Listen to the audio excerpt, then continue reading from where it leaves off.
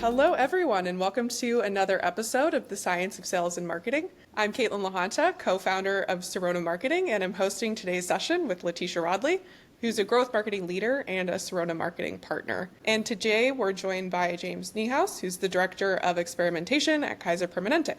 So James, thanks for joining us today. And you've had a fascinating career across the industry as a whole, from your time at software companies like Veeva, now serving as director of experimentation at Kaiser in the sort of insurance and provider world. Can you walk us through this journey and how your perspectives on digital marketing have changed as you've moved between these very different environments, but within the same industry? Sure, happy to. And happy to be here. Thank you for inviting me.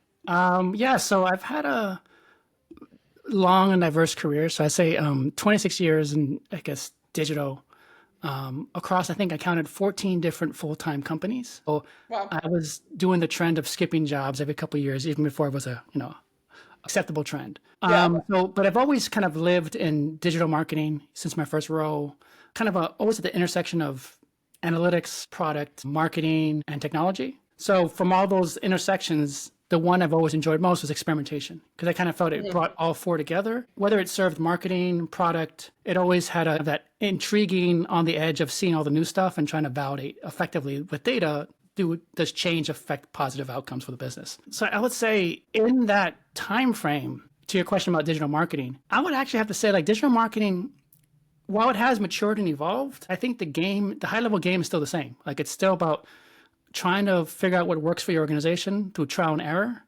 And then I think what's really changed maybe in the last 10, 12, 15 years is with a lot more fragmentation, from the explosion in channels and now mobile and social or separate channels that also involve way more tools. So marketing technology wasn't really a thing in 2010, and now there's 6,000 tools across those different diagrams. So I think it just fragmented what I went to digital marketer, where in the past it was 5 things, now it's 35 to 40 things. And as a result, it's a struggle to keep up, and therefore I think you see more specialization.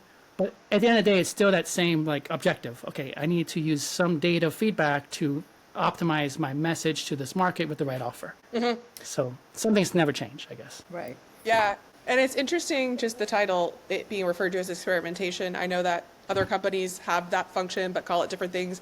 Do you know just the reasoning behind that being the term? It sounds better to data scientists. I mean, it's Crow, it's It's A/B cool. It sounds cool. Yeah. Yeah, at the end of the day, we want to sound more professional. We're doing controlled experiments as opposed to just, growth hacking or A/B testing. It's all the same general approach. I think the language often reflects, I guess, the rigor of, the statistics that power it. Because, I'm not a truist. So I kind of customize the program to the maturity of the organization. But if you're just doing any type of, decently solid A/B testing, you're doing things the right way because you're learning more effectively about what is actually working for your organization. Yep. Yeah, and I can imagine operating in an environment with Kaiser where there's, so many things to measure, so many data points, hundreds of thousands to millions of members. I don't know the full number. That's a very, very different version of experimentation than maybe at a startup where it is more growth hacky and you're moving really quickly and it has to be maybe less rigorous but faster. Yep. James, I'm curious, you were mentioning that you've always enjoyed experimentation. You've always kind of been in this digital lane. Are there 2 or 3 kind of tools that you just take with you from gig to gig to gig that are your go-to that you use? I don't necessarily say it's a certain tool. It's a category of tools. Obviously you come in, you're hoping they have analytics tool that's instrumented decently well for your organization. So it's giving you real information that's actionable. Then you hopefully have some way to introduce change, whether it be an A/B testing tool like an Optimizely or Adobe Target, whatever it may be. But I'm less concerned about the tools. Typically organizations have some version of those things running, right? So if you have something to measure, something to initiate, and then maybe something to manage your campaigns, then you're like most people, at least at the 80% level. Now, as you mature, there's certain tools that make more sense for your size, scale, scope, or need, but just got to be in the game. And if you have something that puts you in the game, then at least you have a fighting chance to get better. Do you think AI has totally adjusted that for you? The tool is not yet. I'm really intrigued about where it's going to be, because I think the big trend you're hearing is everyone's trying to figure out how to add agentic AI into their application. So I think that is the clear promise. I think right now what I see is not it integrated well within the product, at least for the stuff that is enterprise level. I mean, obviously, I think at the startup level, there's a lot of automation and other tools that are very niche or focused on, say, content creation. I think those obviously make a lot of sense, especially if you're in a startup space. Like in the larger enterprises, I don't think any of the major players have really fully, integrated it in a way that's more like, I guess, operationalized. But you're starting to see, oh, here's an AI genie, or here's some AI widget. But I think we're probably maybe a year or two from that being like materially impactful in terms of how we'd use certain applications. Yeah, and I mean, one of the things that you sort of alluded to is that the tools are all the same, roughly speaking. Maybe there's a different product or a different software you're using, but it's the same idea. You're using it for A/B testing or whatever. But that there's actually vast differences in how different organizations are using those tools. So how would you speak to that in terms of, it's not really the tool, but it's actually how the company is using it and understanding how to get the most out of those tools, or maybe you're not really leveraging them to their full extent? Yeah, good question. I think it broadly speaks to, I think, a culture in an organization, which is about making decisions fast. I think you'll see the best way maybe to think about it, not in just tools, but in general, I think it's the ability for an organization to make decisions and execute things quickly is, I think, the biggest factor, whether it's a culture or tools. Like, to me, that is the big difference. So when you speak specifically to, say, applications or technologies, where I go with that is that the better, more mature organizations pick a tool because they know they need one, and they get off the ground and moving. The ones that are less mature, like, let me spend 18 months on an RFP to figure something out, even though they had never used these tools before and they wouldn't really have a great frame of reference. And then when it comes to operationalizing the tools, it's like, startups have the advantage because they have a necessity, and also they have, less, I would say, bureaucracy or I guess overhead. So they can execute rapidly, but they just don't have the scale or the resources to kind of do all the things. On the flip side, larger enterprises typically treat even SaaS applications like managed services. So they will wrap overhead bureaucracy on top of it because it's more about control and standardization. And I respect the reasons why. But that's why you often have like people come from other companies say, well, it's the same solution. I know it can do this in an hour. Why does it take a week or a month? So it goes back to is the ability to kind of just accelerate execution, as I always say. That to me, that's the only way you get maturity. Like there's no real like secret sauce. It's like you come in inexperienced, whether it be in tools or techniques or tactics, and the only way you get better is typically two things. You iterate through a lot of trial and error, learning, I made mistakes, I grow, and that's how I become experienced, or you have a very good mentor that helps you avoid some of those pitfalls. But for most organizations, if you have low maturity on tools or tactics, the only way to get an organization out of that rut is to have them learn through rapid trial and error. So the more you can, I think the famous quote I always say is like, the more expensive it is to change something, the less likely you are to change it. So if you can reduce the cost of change in your organization for whatever it may be, decision making, picking a tool, using the tool, launching a campaign, executing, whatever it may be, that feedback loop is the most critical thing in using the tool and maturity of an organization. Almost everything that we're going to talk about today is, I look back to, is how quickly can you go from idea to launch? Are there any pieces of advice you would give to people operating in larger companies where there are a lot of those, those challenging roadblocks? Because some of them, like you alluded to this, some of them are required. There's obviously like compliance concerns and there's huge change management. You don't want to throw something on a team and then everything is thrown into disarray and it creates more chaos than it helps solve. Do you have any pieces of advice there? Yeah, a couple. You need to know the company you need to know the culture of the organization you're in. So if it's a large company, you have to respect that's how they operate. So shame on you if you think they should act differently. That's what you signed up for in the job. But within that constraint, I think it's one you should understand, like anything else, understand why it's there, and what caused it to arrive at that kind of bureaucracy or overhead. And secondly, I would say is, learn who are the people who are advocates who believe or think the way you do and have control of the levers. And from there, I think you'll be surprised that there's still ways to get things done rapidly in large companies. The only, I think, caveat is that it may not go anywhere, which is in larger companies, like it's the reorgs and other things will change in 12 to 18 months, whether any of that had any meaning to it. So I guess what I'm saying is that expect to build sandcastles that will collapse on you, because with one reorg, one CMO, whatever it is, it all starts over. So I think you got to what I'll say is you got to love playing the game, which is like, if you come in and then you burn, my project failed and now I'm bitter, that's just the wrong approach. Like when I work at companies, especially larger companies, to me, it's like a reality show. I'm in this reality show. It's kind of this weird place that has these rules, and it's my job to navigate the chaos and try to achieve my thing. And if I fail, which I expect to, like I'm very ambitious. I always try to like do large digital transformation of companies, even though it's unlikely to succeed, because that keeps me engaged in the job. Otherwise, it'd be a job I would not want to come in on a Monday and would look excited to leave on a Friday. I actually enjoy the idea, not of the tasks themselves, but like, how can I get this lower maturity organization or this to mature? How can I convince people that this is a better way, recognizing their values, their risks, their incentives? So I find that to be the more enjoyable piece. Like at the end of the day, like doing A/B testing is the same no matter where you go. Getting a company to go and say not run tests to start running tests, to me, that's the large win. Like how could I, and then it's always different. Every company you go to, different culture, different incentives, different maturity, different stage in their life cycle. So it's like it starts over again. So that's why it's always intriguing, because every company is unique when you blend in all of those aspects. And that's why it makes my job infinitely rewarding, because I am not basing my success purely on did I achieve that, like that basic outcome of how many tests per year or how many outcomes. So it's more like, was I able to move the rock uphill and be satisfied in that? Yeah. I have a quick question for you. It might be a little provocative. So as marketers, all of us here being marketers, AI has phenomenally impacted how we do our work every day. And in fact, in the meeting before the meeting, when we spoke with you, James, you were like, I've been phenomenally more productive with the advent of AI over the last 18 months or so. Where do you guys, and this is maybe for both of you, where do you think what is the trade-off for marketers with AI? Like, what is it that we maybe are leaving on the table as a result of that faster, increased productivity as a result of dumping it into Claude or dumping it into ChatGPT and getting, writing the right prompt and getting the response? What do you guys think we're leaving on the table as a result of that?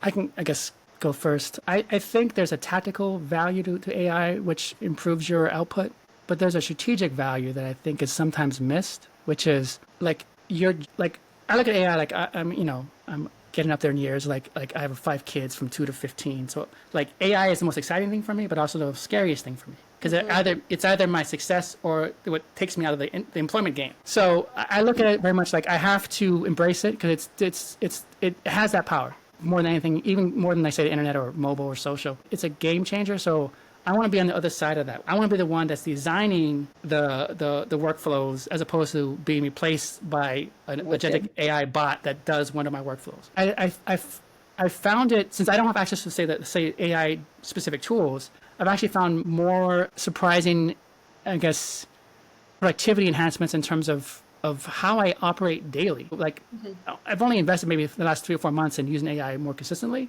and I found that I've now used it for every single decision typically I want to make or thing I want to discover, because I see it giving me value on multiple dimensions. I'll give you a couple examples. I'm more on the technology side of marketing enabling capabilities. So oftentimes every meeting you have like, okay, well, you should investigate that question about, how does that thing work? How does that integrate? And that would typically mean I have to pass this thing on to someone else, and they would pass it on to someone else, and I get it back in a week. Now in the meeting, I will just query it, put the right prompt, drill down one time, and I'll have the answer in the same meeting. So I think that's just one example. I get more quality answers immediately. And on top of that, then I find it easier to start projects, because I've often had projects that are important because I have to sit down for an hour or two and build it all out. It sits on the shelf for 6 months. Like I now realize the last couple of months, like a couple of projects, I just spent 20 minutes outlining what I wanted, and I was able to get it off the ground in a rapid fashion. So that was another thing. And the third part is like the output is just phenomenal, as far as like, I don't know what I don't know. And this is where like, in the old days, companies, even now, they work with the Accentures and the blah, blah, blah, to layer on frameworks and strategies. Now I'm going to say, here's my thing. It's pretty sound. Can you layer in what best practice frameworks could make sense? And then you see like, it just explode with, here's 6 different tables and here's 6 different decision matrix. Do you want to have a flow chart? So I feel like I can now output the equivalent of having an Accenture in my pocket, but I do that, while I'm going to get coffee between TV shows. I can just put in a prompt and walk away. So like that's where I feel like in the last 3 months I can run projects where I would have been just a cog that would have taken 6 months to a year to produce something. I can now do it maybe in a couple of weeks. Right. So it's just phenomenal, and that's not even including like actual tools. So when the tools come out, I expect another similar like bump in capability of productivity. Right. So How about you, Caitlin? What do you think? Yeah, I have a lot of thoughts on this topic. I think that I've gone back and forth since using AI regularly for I would say about the last year. Partially, I was like, oh my gosh, this is going to replace me. I'm going to be obsolete. And then now I've swung in the opposite direction, or maybe the middle of the road, where it's like, this is super powerful, but it's very clear how quickly it can degrade into like the garbage in, garbage out, where if you're not using it correctly, or you're just using it to fully generate things without giving some thought behind what you're doing with it, it's just going to produce a crappier generic response, especially in the context of like product and content marketing. If you're not giving it good inputs, like a good messaging foundation or really solid value propositions or a clearly well-researched, messaging framework, then you're just going to create something generic because it's literally assessing that off of just what it knows based on the context of information. And so the better information you get it and the better way that you use it, I kind of have come to the answer that it's sort of like being an artist or a musician, where like a basic musician can use a guitar and kind of strum along and get some chords out, but the experts use the same tool, but they're creating masterpieces. And so it's your ability to handle that tool. You'd still be able to maybe get by at the basic level or do some basic things, but more about how you leverage it. And I think to what James, you were mentioning, is using it a lot more as, something to bounce ideas off of or to work on ideas and go back and forth versus only one output. I would never use AI, or I don't use it as hey, do this one thing for me. Okay, I take it and go. I use it as let's work on this, let's iterate, let's refine. And then I get it to a point that it's much faster than me doing that on my own. Right. So I think that there's this element of just the best people are going to continue to learn how to work with it versus using it to replace, a lot of tasks, at least from the context of maybe some of the deeper, more strategic disciplines in marketing. Though there are things that are fully automatable. Like I use AI to just fully automate certain data analysis work because there's no strategy behind it. I just want it to match up company with this website and assess if it's in our ICP or things like that. That type of stuff is great. A lot more nuance to it. Yeah. What about you, Letitia? I'm in between. I'm curious. Too. So to your point, James, like the ability to, I'll say for lack of a better term, operationalize and take strategic plans and calendaring and omni-channel outputs and put it into a framework within minutes is amazing. Because that was like one of the biggest, heaviest lifts of my job was like planning. I have a strategy, now I need to document it and I need to organize it, I need to socialize it, and that just took a lot of framing and articulation and organizing and what's the best visual way to demonstrate this, and that has been a godsend. However, what I feel like I could possibly be leaving on the table, and I hope this isn't exposing myself too much, but in especially product marketing, so much of what you take in is through the research and going in and really digging in under the hood and really understanding, and especially in life sciences for somebody who doesn't come by it organically. I was very reliant on that research, and it was like, oh, okay, and then you build the thing, then you build the blah, blah, blah, and it's like, but it was the building the sausage that got me there. And so now I will take, to Caitlin's point, especially working with Caitlin and Abdul, they've kind of got that inherent background in product marketing. And I will take those prompts and I'll work and noodle it around to get where I want to go, which would have previously maybe taken me a whole week. But I was in the sausage making. So I could walk away and go, okay, now I really get kind of, the framing of this digital trial or the framing of this data warehouse or et cetera. And so I feel like I have to kind of monitor that myself and think, don't lose that, because that's really critical to the value I can bring. But anyway, yeah, I was just curious. I appreciate you indulging me in your response to that, because I just think as market, we're so jacked and excited about what AI can do for us. But I'm just curious, like, do we think we're sacrificing anything as a result of this? Letitia, I was just going to, as of one final comment on that from a product marketing lens, for sure, plus one that like it's very easy to get out of the habit of doing the learning part of product marketing, or like the curiosity and digging in yourself, because you could, okay, now I can have AI take all the notes, summarize those notes, give me the key takeaways, and just now have the bullet point version. When I'm like you, and I think a lot of product marketers are this way, especially in these deep industries, is you need to get in there and read every single line, get the deep product demos, go through the product demos 5 different times from 5 different customer instances, etc. And so going the easy route will not be beneficial. The reason that I find AI so useful is because you do the hard lifting, and then when you get to the point of actually using it, you've synthesized that into a really well-researched messaging document or whatever your input is, and then you can work really quickly with it. So yeah, it doesn't replace all the hard work, but it replaces the tail end of, once you've done all the hard work, you can use it to now 10x your output of creating Right. a sales That's a good slide point. here, a website here. So, yeah, but I think that's definitely something. But then, you end up with, in a case of product marketing, generic bland messaging that's not going to Right. be successful anyway. So you'll quickly find that that was a wasted effort. So very interesting. And I guess, James, from the perspective of just growth, demand, digital marketing, I mean, you're seeing now this rapid change in AI, and you're seeing it from the context of the Kaiser world, which is like B2C or B2 member. What are your thoughts around just the differences in digital marketing from like a B2B perspective, which a lot of these companies are selling into like other pharmas or things like that, versus what you've learned in the business to member or business to consumer world? And if there's any learnings in terms of how you see potentially AI influencing any of that, that's always interesting insight too. Sure. I mean, I think with B2C, whenever been on both sides of the house, like B2C is more autonomous. Like you are responsible to you drive the number in most cases. So it's you have both the risk and reward factor. So you tend to focus more on scale, execution. You tend to be more data driven because you have to like it's all within your control. On the B2B side, obviously it's more complex because of the buying process as well as with the account level stuff. But then secondly, you're all, especially in marketing, you are empowering typically the sales organization. So it's much more driven in relationships. And also because of the buying process, it's much more content driven, much more, like I said, research driven. Competitors matter way more on a B2B side than say the B2C side because there's more consideration for the purchase. So when I look at that from a digital lens, I think B2C is almost purely digital play. B2B will always have to factor in the sales and human elements way more. So I think, like, to this day, like, when I was on site and I was like an evangelist, I went on, like, say, hundreds of sales meetings. Like, I was like to help to close the deals. And there's nothing like being in, like, understanding the actual sales process. Right. So I think that as you end up with, appreciation of the product, the solution, the research. So I think B2B is always going to be much more of a dynamic of digital plus human interaction and getting that. And I think the human side is actually more important. With B2C, it's really just numbers game and scale. Yeah.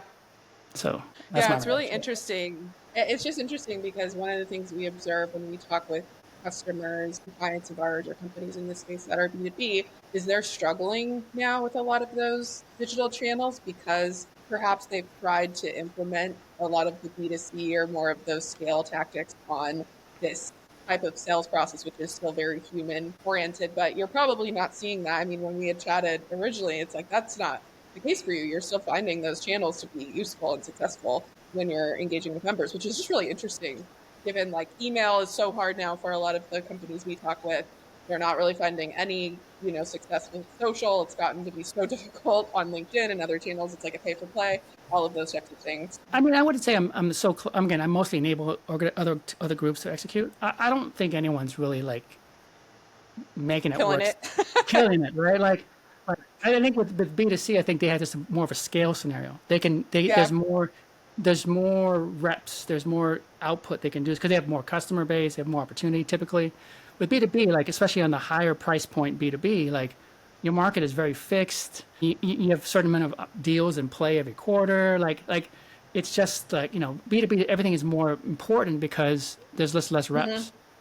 And so, it's this, I think, so it's with B2C, you can fail more often and be okay. With B2B, the room for failure is just limited. Yeah. It's interesting though, as you were describing the experience of driving adoption internally of, digital maturity and trying to drive consensus or even just interest in some of these new tools. It reminded me actually of an enterprise sales cycle of like, find your champion and help grow within that. So it's funny how that type of sequence actually still does happen, It's the but same just thing. in different contexts. Yeah, it's the same thing. It's the exact same thing. You're just selling an internal product versus an external product, but it's the same. What I'm selling for like data driven, whatever, is same thing Salesforce and Adobe are selling them from their perspective, right? So it's the same stakeholders. You just happen to have an inside track on the politics. Yeah. Right. And the game, but then you don't have the credibility typically of an external vendor who's done it at 300 other places. But it's the same kind of input outputs in those worlds. Knowing now that you've spent a lot of time on the business to consumer, business to member side, are there any like learnings from that world that you would bring back if you were to go back to the B2B world in terms of tactics that work? I know you mentioned scale, and that's completely different in the B2B for this space. I think there's different but the same. I guess what I would focus on that when I was doing like B2B optimization as an agency side, I was focused more simplistically. Like you don't need all the bells and whistles, but I think you need to think about what is the offer, right? Like you need to be very on top of what assets drive certain people to either raise their hand or engage or convert, at least on the digital side. I mean, I'm not speaking to like the human element of the events and the sales side, but like whether you're pushing, this asset, this webinar thing, you need to know those offers so you can pretty comfortably say, okay, next best offer, what should it be? So that allows you to not only have the most effective foot forward, but if you try to do personalization, then you can start thinking about, okay, which offer, warms them up, moves them through to this point in time and converts better. Just because, again, you're not going to have the volume to do it, so you got to be on top of your data to know which offers convert best in not only the immediate form collection, but also in the opportunity, closed one loss scenario. And again, it's still going to be, you're not going to kill it. Again, just like all of marketing it's never about killing it. It's about understanding your mistakes faster and course correcting to the things that are less bad. Like people always think like it's all about you're a guru. No, like marketing 95%, when consumers especially, like 98% don't convert at all. So you're failing the majority of the time. Your job in marketing is to quickly, with feedback, I should stop failing here. I should stop spending money here. This seems to have a slightly better promise of instead of 0.4, it's 0.7. Like it's really around the margins of like, okay, how can I? That's why I go back to like maturity. It's like an immature company will do a whole campaign for the entire quarter and then figure out next year, oh, that didn't work. A smarter company goes, oh, we knew within a couple of days we weren't resonating, whether it be with data or feedback from the market. And that's all it is the quicker you can course correct your mistakes and capitalize on the small winners. Obviously if something's killing it, like you just get out of the way. Like, and you usually you're lucky you did it and you can't do it again. But the foundation really is like, how do you fix your problems sooner? How do you capitalize on the small wins you have? So I think in my mind, that's 80% of digital marketing and our marketing. The last 20% you don't have control over, which is typically like product fit to the market and like certain like brand appeal of the product. Like, and that you just ride the wave, right? Like you just, you pick the right company, you're scaling, and then no matter what marketing says, very often you don't do that much to drive that. You just ride the wave and you just piggyback on that. Yeah. But if you're not in a high growth company, you're pretty much trying to let's pick through the losers and cut them out quicker and then find the small winners and ramp them up a little bit higher.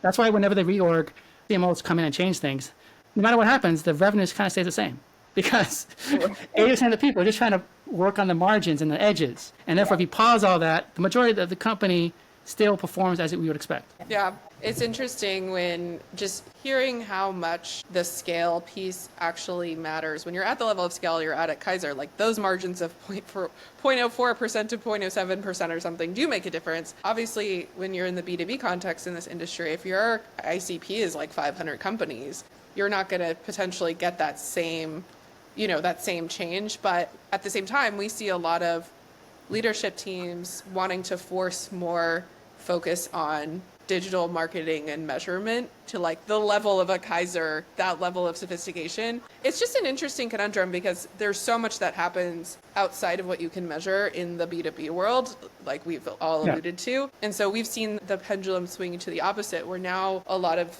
companies are like maybe focusing too much on that and taking away from some of the more human elements of marketing in the B2B world of like brand and those types of initiatives. But for you, it does matter to spend that to when you have that level of scale. Scale, I mean, yeah. And like, I'll give an example. Like, I was doing optimization, A/B testing for Salesforce, which is like for B2B is like the biggest scale B2B company.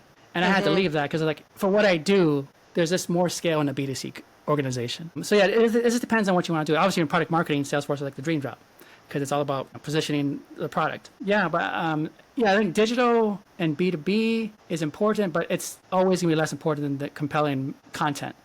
Right. Again, I'm very biased because obviously I'm from a direct response world, so I'm always about like, show me the money. Does it actually work? Yeah. But I mean, I also recognize that marketing doesn't do as much as they think they do in some scenarios, especially on the B2B side. So it's really about just, can you get people to align to your positioning on the product, on the product? And do you have a good kill sheet? And can you help someone in the buying position, like, be warmer when they go in front of sales? I mean, that's for the large enterprise. Obviously, if you're talking about like low-end B2B product, it mirrors B2C a little bit more, but it just depends on your price point and I guess the consideration phase. Yeah. Did you have a thought? I thought you were going to jump in. I think that's a different podcast. Yeah, that's true. I know. I was like, maybe we have a conversation around this marketing's value at these different types of organizations. But I only bring it up because I think we're seeing that on our side in terms of, what is marketing's purpose? And if we can't measure it, should that be something we focus on in B2B? But and I think Letitia agrees with this. Like, we think that misses the point of a lot of what's happening. That's subtle is the wrong word. It's a lot of marketing in B2B. I feel like it's very obvious when you take it away, but it's hard to actually measure it in its presence because there's so many different ways that it can influence the sales cycle for these larger, longer sales cycles. Right. Yeah, and it's critical. I mean, it sets you apart. It's hard to measure. That's why It's hard to measure. I wouldn't recommend spending all your cycles trying to like do true attribution in some ways. Yeah. I think you, especially in a larger enterprise, like your customers, your prospects should be communicating to you like what resonated. Like that's where like I would obviously beyond the closed deals, obviously, but like you. So if I was a marketer on the B2B side, it's more about, as you probably do, talk to your prospects and customers, understand what worked, what resonated, what compelled you. Like, I think that's, the measurement part of B2B. I mean, don't get me wrong, there's a foundational one, you got to get volume of forms and leads and so forth. But as far as knowing what really drove the needle, that's where I think data won't be able to tell you that in a meaningful way. Right. Yeah. Right. And it also depends on the size of the enterprise, to your point earlier. It's like a very different experience. At now, I would say Veeva, but Veeva's so big now. But like, let's say Veeva back in the day when we were there 4, 5, 6 years ago, it was a very different experience than it would be now. And it was a different experience when we first joined, when there was at like 300 people. And it was all about, kind of the marketing motions were really, and then as they created more product adoption and customer acquisition, then it became more and more about that kind of, to your point, James, like, it wouldn't have made sense to dump all of our money into attribution marketing because that's really not going to move the needle. What was going to move the needle was that customer satisfaction or the customer adoption or the enterprise relationship we had with those top 50 customers, et cetera. Yeah. Veeva was a very interesting experience. Like I remember this when I was interviewing the CEO, Peter interviewed me and it's like, we don't need to do Google Ads, right? And I was like, well, maybe not. I mean, after I joined, like Veeva was a good example where it's such a high price point, a very, very small but known marketplace. Like the digital aspects of that is immaterial to the events, the relationships, the sales part of it. Right, you just gotta figure out how to not create friction, really. Right. Keep on top of, in their mailbox or whatever it is, that's something you want to push them to. Yeah. And I think we could go on and on about this, but to Caitlin's point, especially some of the clients that we work with who are at the very, very small end of the scale from a growth perspective, early stage, they kind of come with this toolkit that says, we got to do digital ads. We know we got to do LinkedIn. And you're like, actually, those are probably the two areas you should not invest your money in right now. Content, absolutely. Strategy, absolutely. But it's really kissing babies, shaking hands and kissing babies right now. When you're kind of building, you got to go get those early customer wins. You got to prove your market fit. You've got to build customer delight, and then as you scale, you can start throwing money at Google. Yeah. I know. It's like, why is my growth marketing not working? We're spending $10,000 a month on a LinkedIn ad campaign. Yeah. It's painful. And then you get a bunch of bots. That's all you get for $10,000. I have one final question. Well, penultimate question before we get into our final question, which is always advice you have for other marketers.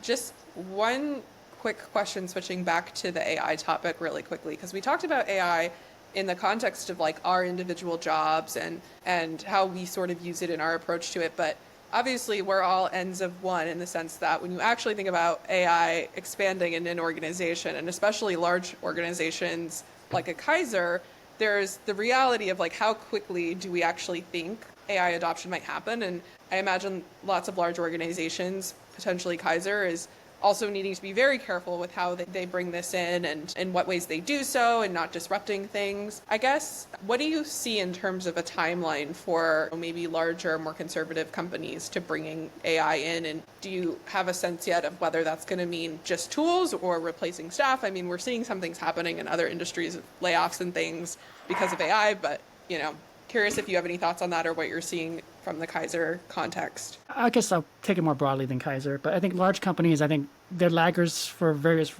probably genuine reasons. So I think what's going to change that is either a change in leadership perspective or something changes in the marketplace, which forces them to adapt or die. Right. So like that's what pushes laggers off of being, last to adopt. So I think that's the high level trend for the large companies. I think in terms of like, I guess what I'm seeing, I guess in the marketplace as far as, impact on jobs, I think the Spotify CEO memo kind of was like probably the best indication of like an early indicator, which he was saying like, there's no new hires unless you can justify why AI can't do part of that role completely. And I think that is the risk. And I think that's why, being selfishly, like that's why it's important for me to get ahead of this trend, because I feel near term there's going to be like a musical chair scenario where if you don't have a job now, if you have a job now, good. If you don't have a job now, there might be a point where people say, no, we're not hiring more. We have enough. We're going to get the people we have to get better. And that's more for the conservative, like the middle of the pack. Yeah. I mean, the innovators are going to take advantage of AI because it's a force multiplier. It's a leverage point. But if you're less mature and more or larger in scale, you're going to scale back. You're going to do and figure out how can I use this? Because when I think about it personally, like it becomes much harder to justify, like we're talking about, like bringing in an entry-level person. Because we all know the ROI of an entry-level person or an agency or an offshore vendor is like 3, 6, 9, 12 months to get return on investment. Now it's going to say, well, and plus now you know what you want. Like when I was as a manager, you always struggle with, I know exactly what I want and I can do it right if I do it myself, but I can't scale, so I need to delegate. And when I delegate, there's loss of control. I have to settle with the final product. So I think people who are on the other side who have experience, who know what the final product should look like, I think you're going to see them design systems that reduce the need to have entry-level cogs in the machine contribute to that. So I feel like especially for my kids, like entry-level, I don't know what entry-level look like. I feel like my advice to them is, okay, learn how to use those tools. Well, if you learn how to use those tools, then you've priced yourself out of the entry-level market and you should actually try to do your own thing. Like I question what's going to happen. 'Cause I feel like there's like a 20-year period of experienced people who are going to probably ride it out.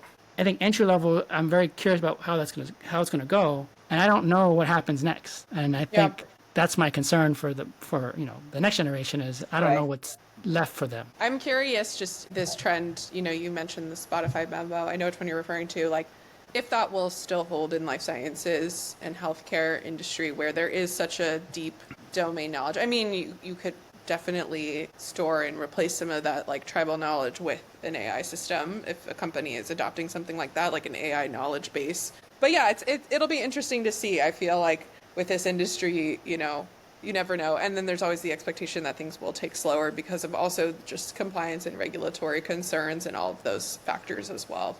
But I think to your point, I go back to life sciences, that's a many year acquired knowledge. So that group will persist in my mind. But when they come say, I want to hire some people to offload the work, they'll be like, no. Like, yeah, we can do it ourselves. You have the skill set. Now use these tools to output what you need. So I feel like I go back to, I feel like we have a window where like the people who have a certain skill set will, I think, be able to persist because they'll be the ones that design the systems. But if you're coming into the life science space as a marketer, I think it's tough. It's a tough terrain. Yep. Well, on that interesting note, on the positive note, do you have any advice? I mean, I guess it could be in the context of AI or just advice more broadly for marketers kind of in this space who are trying to navigate changes with all these new technologies and sort of the unknown that you would impart, especially in the context of this industry? No, I'd just be curious, right? I think like in the end of the day, like if you're especially coming into it, like you don't know anything. So you have to, I guess put it this way, like, there's no secret formula. If you want to get ahead, you have to put in more time. That's just always been historical reality. I think there's maybe a parallel path to take on top of that, which would be, go where the trends are, figure out how to like be on the other side of the innovation with like say AI tools, and maybe you can capitalize not only on what you know, but also how you can scale what you know with these tools. So I think there's maybe two windows of opportunity, not just learn how to do your craft, but then figure out how to scale your craft in a way that's going to be valuable to the marketplace, which in capitalist world is how to do more with less, how to scale with little. Those are kind of things I think people are going to want to see from people. Yep. It's definitely going to change. I think you've already alluded to this. We've already sort of talked about this, just what roles there are, what an employee looks like, what teams look like. We could probably have a whole conversation on that. We have a lot of thoughts. I mean, what we're seeing working as like fractionals and consultants, we won't use the word agency because to your point, those return on investments are way too long, which is part of what we're trying to also upset. But a lot more companies are trying to hire like a mixture of maybe they have a couple FTEs, maybe they hire some outside work, maybe they're using AI in some contexts. It's becoming a lot more like weird hybrid models versus my traditional team structure with FTEs for all these functions, then middle managers, then senior managers, then whatever. That's being broken down like very, very quickly, especially maybe more in like the startup world, the clients we work with. Maybe a little slower on some of the larger company side. Enterprise gig, I guess the enterprise gig economy is coming. Yeah. Right? So Yeah. the equivalent Ubers and everything for the enterprise, the fractional CMO. Yeah, exactly. Awesome. Well, James, thank you so much. This has been a really great conversation. A lot of interesting topics. Thanks again for joining us. Thanks for having me both.